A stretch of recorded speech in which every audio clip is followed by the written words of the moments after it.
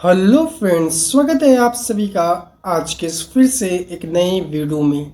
जैसा कि हम सभी जानते हैं कि अभी हम लोग कक्षा 11वीं का गणित का अध्याय दूसरा, जिसका शीर्षक है संबंध एवं फलन, जिसे अंग्रेजी में रिलेशन एंड फंक्शन के नाम से जाना जाता है, उसे अभी हम लोग पढ़ रहे हैं। आगे बढ़ते हुए मैं आपको बताते चलूँ कि आज के इस वीडियो से पहले हमने इस अध्याय से जुड़े कुल 13 वीडियो समाप्त कर दिए हैं, जहां पर हमने बहुत सारे टॉपिक के बारे में, इस अध्याय से जुड़े बहुत सारे टॉपिक के बारे में हमने डिटेल में आप सभी को समझाते हुए उसका डिटेल चर्चा कर लिया है, डिटेल डिस्कशन कर लिया है। ऐसे में यदि आप अब तक वो सारा वीडियो नहीं देखे तो सबसे पहले आप वो वीडियो देखें, तभी आप यहाँ पर आए। क्योंकि यदि आप पिछला वीडियो देख के आ रहे होंगे तो आपको यह समझ में आ रहा होगा कि हम जितना भी कॉन्सेप्ट इस अध्याय का पढ़ रहे हैं वो सारा कॉन्सेप्ट आपस में इंटरलिंक है। ऐसे में यदि आप कोई भी वीडियो बीच में स्किप करके आगे बढ़ते हो तो हो सकता है कि आपको आगे वाला वीडियो उतना अच्छा से समझ में ना आ पाए। इसलिए मेरा या आप सभी से निवेदन है कि आप सभी सबसे पहले पिछला सारा वीडियो यहाँ पर देख के आओ, ताकि आप सभी को यह वीडियो और आगे आने वाले सभी वीडियो अच्छी तरीक़े से समझ में आ जाए। तो जैसा कि मैंने अभी भी बताया कि इस वीडियो से पहले हमने इस अध्याय से जुड़े कुल 13 वीडियो समाप्त कर दिए हैं, यानी कि हम कह सकते हैं कि आज का ये वीडियो इस अध्याय का 14वां वीडियो है। दूसरे शब्दों में समझे तो आज हम लोग इस अध्याय का भाग 14 पढ़ने वाले हैं। तो चलिए समय को ध्यान में रखते हुए सबसे पहले हम लोग यह जानने का प्रयास करते हैं कि आज के इस वीडियो यानी भाग 14 में हम लोग क्या पढ़ेंगे। यदि हम इसकी बात करें कि आज के इस वीडियो यानी भाग 14 में हम लोग क्या पढ़ेंगे, तो आज हम लोग एक नया टॉपिक के बारे में शुरुआत करने वाले हैं, जिसका नाम है फंक्शन, जिसे अंग्रेजी में हम लोग क्या कहते हैं, तो अंग्रेजी में हम लोग इसको फलन कहते हैं। लेकिन यह इसकी शुरुआत करने से पहले मैं फिर से आपको यह कहना चाहूँगा कि यदि आप पिछला वीडियो नहीं देखे तो सबसे पहले अब वीडियो यहाँ पर देख के आए, क्योंकि यह टॉपिक जो है वो पूरी तरीक़ा से पिछला वाले कॉन्सेप्ट से बेस्ड है। वो अभी अभी जैसे जैसे हम यह अध्याय यह टॉपिक पढ़ेंगे, आपको समझाएंगे, तो आपको यह समझ में आएगा। फलन जो हम लोग पढ़ेंगे उसकी शुरुआत हम लोग एक परिभाषा से करेंगे, यानी कि सबसे पहले हम आज के इस वीडियो में फलन की परिभाषा को देखेंगे। जैसे ही हम लोग फलन की परिभाषा को देखेंगे तो इसी परिभाषा की मदद से हम लोग दो और नए कॉन्सेप्ट के बारे में पढ़ेंगे, या कहिए फलन से रिलेटेड ही दो नए कंटेंट के बारे में हम लोग पढ़ेंगे। ऐसे में यह बहुत ही आवश्यक है कि आप यह जो परिभाषा आज हम लोग पढ़ने वाले हैं वो सभी आप अच्छी तरीक़ा से समझो। परिभाषा पढ़ने के बाद जब हम लोग इस परिभाषा को अच्छी तरीके से समझ लेंगे तो उसके बाद हम लोग एक और टॉपिक के बारे में चर्चा करेंगे, वो है रिप्रेजेंटेशन ऑफ फंक्शन, यानी कि किस प्रकार से एक फलन को दर्शाया जाता है। हालांकि यह टॉपिक को हम लोग एक स्पेशल स्लाइड में नहीं पढ़ेंगे, उस परिभाषा को समझते समझते हम लोग ऑटोमेटिक ये जो टॉपिक है रिप्रेजेंटेशन ऑफ फंक्शन यानी फलन को किस प्रकार से दर्शाया जाता है उसको हम लोग समझ लेंगे। जैसे ही हम यह भी टॉपिक समाप्त कर देंगे तो अंत में हम लोग एक रिलेशन के बारे में पढ़ेंगे कि किस प्रकार से एक फलन संबंध से संबंधित होता है।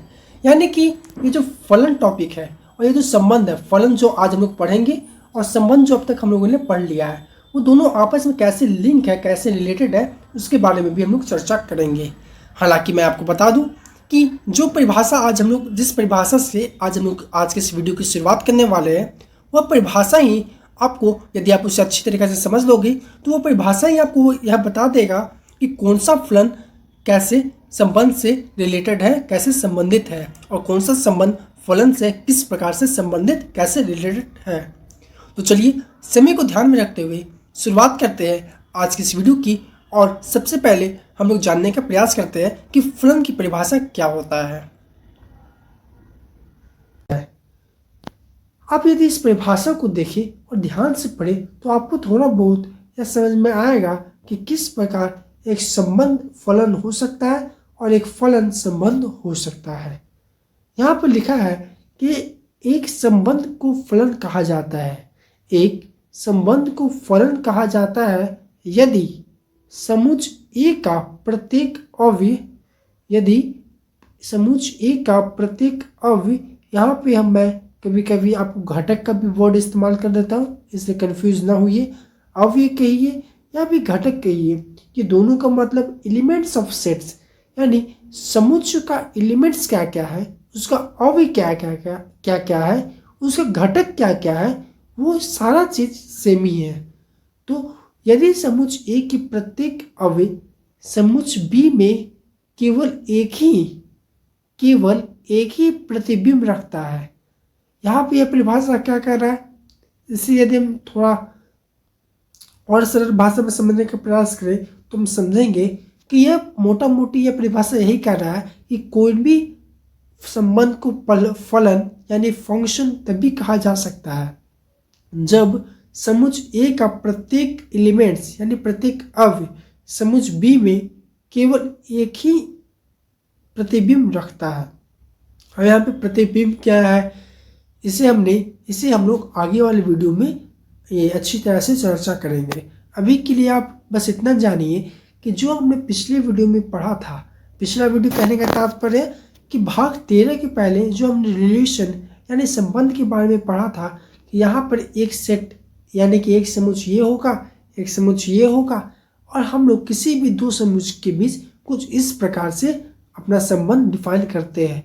तो जो हम लोग इस प्रकार से संबंध डिफाइन करते हैं, और यहाँ पे यानी सेट समुच्च बी में जो भी अवयव को हम लोग समुच्च ए के अवयव से जोड़ते हैं उसी को हम लोग प्रतिबिंब कहते हैं। आज के लिए आप लोग इतना ही समझिए, इसे हम लोग डिटेल में आगे वाले वीडियो में समझने का प्रयास करेंगे। तो हम कहाँ थे, हम आपको बता रहे थे इस परिभाषा का मतलब। यह परिभाषा यह कह रहा है कि किसी भी संबंध को फलन तभी कहा जाएगा जब समुच्च ए यानी कि ये जो समुच्च ए है का प्रत्येक अवयव, इसमें कुछ अवयव होंगे इस समुच्च में, तो इस जितने भी अवयव होंगे उस सारे अवयव समुच्च बी में केवल एक ही प्रतिबिंब रखता हो। यानी ये जो समुच्च बी होगा इसके भी बहुत सारे अवयव होंगे, तो इसमें जितने अवयव होंगे समुच्च में वो यदि समुच्च बी में केवल एक ही प्रतिबिंब यानी एक ही से रिलेटेड होगा, एक ही अवयव से रिलेटेड होगा, तो इस प्रकार के संबंध को हम लोग क्या कहेंगे, फलन कहेंगे। क्या कहेंगे, फलन कहेंगे। यानी कि हम कह सकते हैं कि जिस प्रकार से संबंध को किसी भी संबंध को डिफाइन करने के लिए गणित में दो समुच्च का रहना बहुत ही आवश्यक है, फिर चाहे वो दोनों समुच्च एक ही हो, अलग अलग हो या फिर किसी भी प्रकार का हो, दो समुच्च का रहना अति आवश्यक है। ठीक उसी प्रकार हम लोग गणित में फलन को यदि हम लोग इसको डिफाइन करना चाहे तो फलन को डिफाइन करने के लिए भी गणित में दो समुच्च का रहना, फिर चाहे वो समुच्च एक ही तरह का हो, इक्वल हो, सेम हो, डिफरेंट हो, कोई फर्क नहीं पड़ता, लेकिन मिनिमम दो समुच्च का रहना बहुत ही आवश्यक है। इस परिभाषा से हमने ये चीज़ कंफर्म कर लिया। कैसे कंफर्म किया, क्योंकि हमने पहले ही संबंध के बारे में यहाँ पे हम लोग पढ़ के आए और संबंध में हमने यह जाना था कि किसी भी संबंध को डिफाइन होने के लिए मिनिमम दो समुच्च का होना आवश्यक है। और यहाँ पे कह रहा है कि एक संबंध को फलन कहा जा सकता है, यानी कि जो संबंध के बारे में हम लोग बात करेंगे कभी कभी वही संबंध हमारा क्या बन जाएगा, फलन। ऐसे में हम कह सकते हैं कि जिस प्रकार से संबंध को डिफाइन करने के लिए गणित में मिनिमम दो प्रकार का, या कहिए दो डिफरेंट कहिए, सेम कहिए, इक्वल कहिए, जो कहिए, लेकिन मिनिमम दो समुच्च की आवश्यकता होती है। ठीक उसी प्रकार इस फलन को गणित में डिफाइन करने के लिए हमें मिनिमम दो प्रकार का समुच्च की आवश्यकता होगी। यहाँ पर अब देखिए हमने आपको एक उदाहरण के माध्यम से इसे और डिटेल में समझाने का प्रयास किया है। मान लीजिए आपके पास एक समुच्च ए दिया गया है और दूसरा समुच्च जेड दे दिया गया है। समुच्च ए के अवयव है एक्स, वाई और जेड, यानी कुल 3 अवयव है। ठीक उसी प्रकार समुच्च जेड के 3 अवयव है, पहला पी, दूसरा बी और तीसरा जेड, यानी समुच्च ए और समुच्च जेड दोनों का अवयव इक्वल है। क्या है, इक्वल, नंबर दोनों का इक्वल है, दोनों के पास 3-3 समुच्च है। अब यदि मैं बोलूँ आप सभी को, आप वीडियो को क्वेश्चन को समझिएगा जब भी मैं बोलने वाला, फिर उसके बाद वीडियो को पॉज कीजिएगा और जो मैं क्वेश्चन दूंगा उसे अपने नोटबुक पे हल कीजिए। हल करने के बाद वीडियो को रिज्यूम कीजिएगा और फिर इसे समझने का प्रयास कीजिएगा। ऐसे में यदि आपका जवाब गलत होता है तो आपको यह अवसर मिलेगा कि आप यह जानने का प्रयास करेंगे कि हम कहाँ पे गलती कर रहे हैं। हालांकि मुझे पूर्ण विश्वास है कि आप यह जो मैं प्रश्न देने वाला हूँ उसको आप लोग गलती नहीं करेंगे। ऐसा मैं इसलिए कह रहा हूँ क्योंकि हमने पिछले वीडियो यानी भाग 13 के पहले आपको जो मैं अभी क्वेश्चन दूंगा उसे उस कंटेंट को मैंने बहुत ही अच्छी तरीक़ा से आपको समझा दिया है। तो चलिए हम लोग क्वेश्चन की तरफ बढ़ते हैं। तो प्रश्न आपका यह है कि यदि मैं आपको एक ऐसा समुच्चय ए दूं जिसके पास 3 अवयव यानी 3 घटक है, जिसका पहला घटक x, दूसरा y, तीसरा z है। ठीक उसी प्रकार जो दूसरा समुच्चय z है उसके पास भी 3 घटक है, पहला p, दूसरा b और तीसरा z। अब यदि मैं बोलूं कि आपको समुच्चय ए से समुच्चय z में आपको एक क्या डिफाइन करना है, तो एक संबंध डिफाइन करना है। वह संबंध किसी भी प्रकार का हो सकता है। मैं कोई कुछ लिमिट नहीं दे रहा हूँ कि ऐसा संबंध मुझे चाहिए।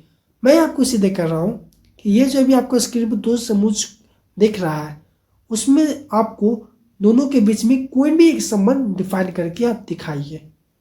तो वीडियो पॉज कीजिए और इसे हल करने की कोशिश कीजिए। तो उम्मीद करता हूं कि आप सभी ने ऐसा किया होगा।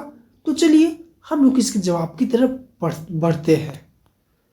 यदि मैं आपको बोलूं कि आपको समुच्चय ए से जब समुच्चय जेड में एक संबंध डिफाइन करना है तो आप इसे कुछ इस प्रकार से कर सकते हो कि आप x का रिलेशन, x का संबंध b से बना दिए, या फिर कहिए x का संबंध p से बना दिए, या कहिए x का संबंध हमने z से बना दिए। ठीक उसी प्रकार हम यहाँ पे y का संबंध p से बना दिए, y का b से भी बना दिए और y का z से भी संबंध बना दिए। उसी प्रकार हमने यहाँ पे z का संबंध p से बना दिया, z का संबंध b से बना दिया और z का संबंध z से बना दिया गया।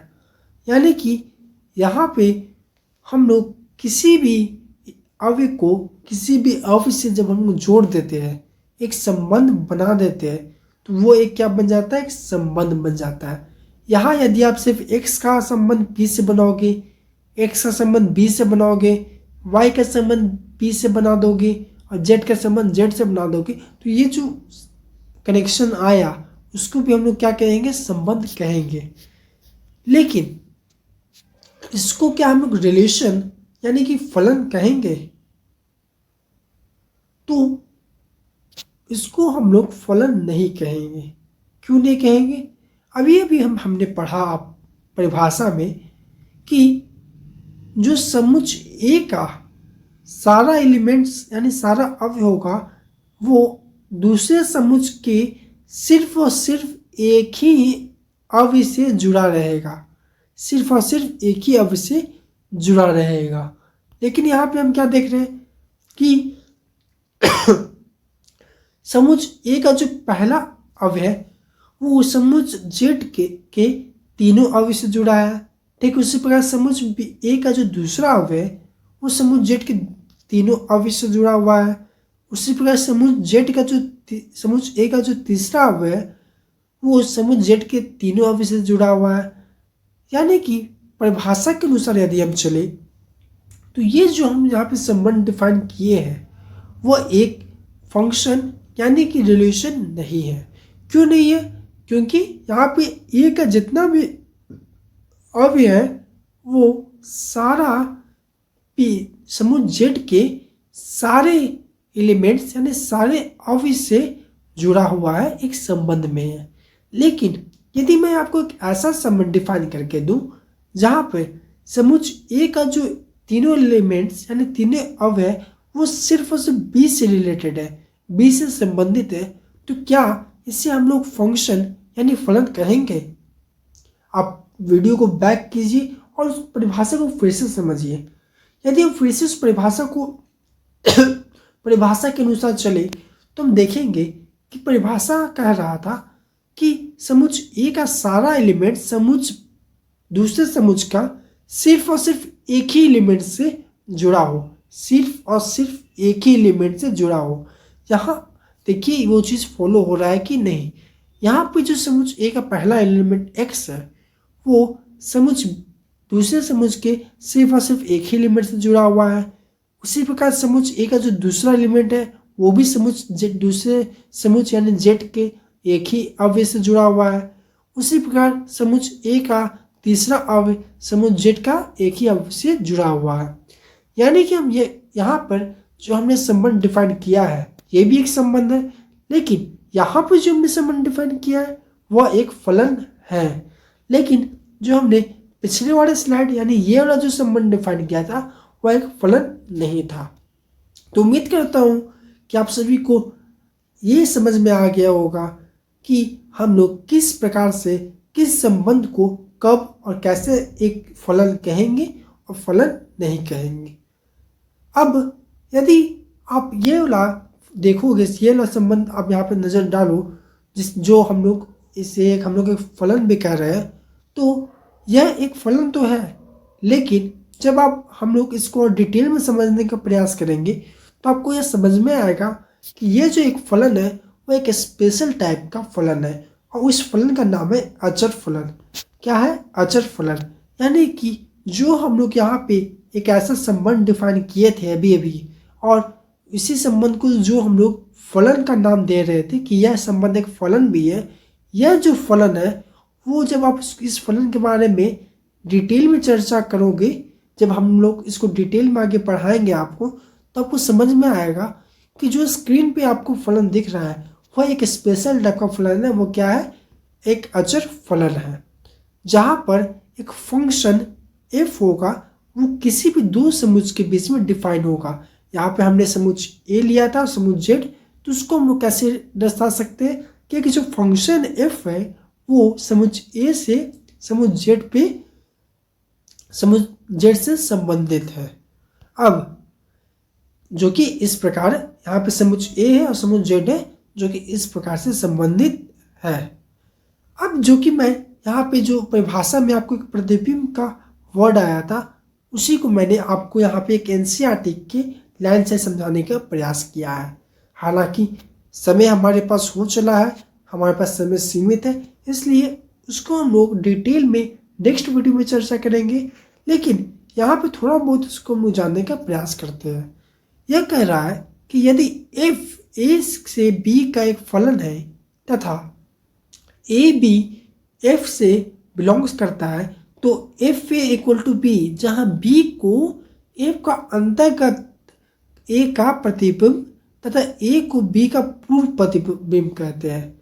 सिंपल शब्दों में समझे कि यहाँ पर आप दैट इस उदाहरण से समझिए कि यहाँ पर ये जो हम लोग एक संबंध डिफाइन कर रहे हैं, तो ये जो a का जो पहला a का जो अवयव है वो जिससे भी b दूसरे समुच्च के अवयव से जुड़ेगा, जो दूसरे समुच्च के अवयव से जुड़ेगा, तो उस अवयव को हम लोग क्या कहेंगे? प्रतिबिंब कहेंगे। क्या कहेंगे? प्रतिबिंब। यानी कि यहाँ पे b क्या है? प्रतिबिंब है। यही पे यही बात इस परिभाषा में आपको दिया गया है। और ये जो फंक्शन यहाँ पे डिफाइंड है वो क्या है? a से b के फलन f को प्रातिक्रूप रूप में f a से b से निरूपित किया जाता है, यानी इस प्रकार से निरूपित किया जाता है, जो कि हम लोगों ने कहा था कि आपको रिप्रेजेंटेशन आज के इस वीडियो में पढ़ाएंगे। अब यहाँ पे देखिए हमने आपको ये वाला टॉपिक समझाते समझाते आपको यह भी बता दिया कि यहाँ पर क्या ये जो फलन है उसको किस प्रकार से दर्शाया जा सकता है। तो वो किस प्रकार से?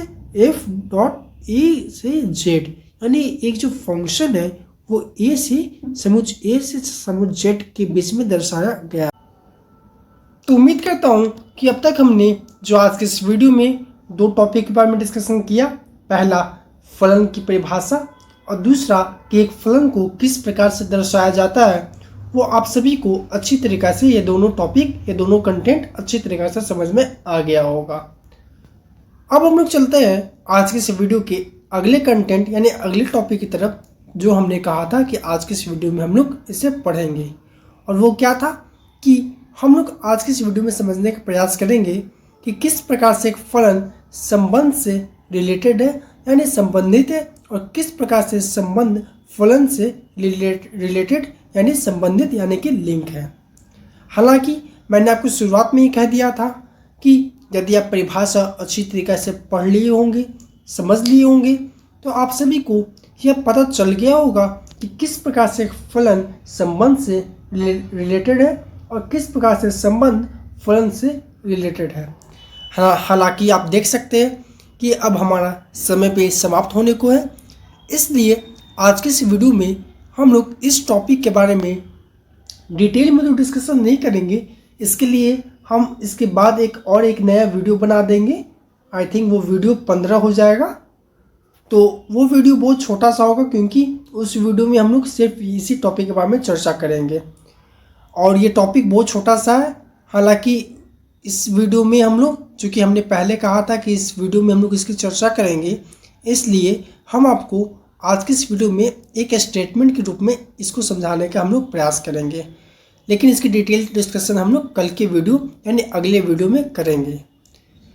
यदि हम सिंपल शब्दों में समझाने का प्रयास करें आप सभी को कि किस प्रकार से एक फलन और एक संबंध आपस में रिलेटेड होता है, आपस में लिंक होता है, तो आप इसे कुछ इस प्रकार से समझ सकते हो कि सभी फलन संबंध होते हैं, सभी फलन संबंध होते हैं, परंतु सभी संबंध फलन नहीं होते हैं। हालांकि यदि आपने परिभाषा को अच्छी तरीके से समझा होगा तो आप यह देखे होंगे कि उस परिभाषा में भी हमने देखा कि जो संबंध होता है उसका जो प्रतिबिंब होता है वो ज़रूरी नहीं कि वो एक ही हो, वो एक से ज़्यादा भी हो सकता है। लेकिन यहाँ पर जब हम लोग फलन की बात कर रहे थे तो यह हमने कंडीशन लगाया हुआ था कि यदि हमें किसी संबंध को फलन बताना है तो यह आवश्यक है कि उस संबंध का जो प्रतिबिंब हो वो केवल एक ही हो, जो कि अभी अभी हमने आज के इस वीडियो में समझा।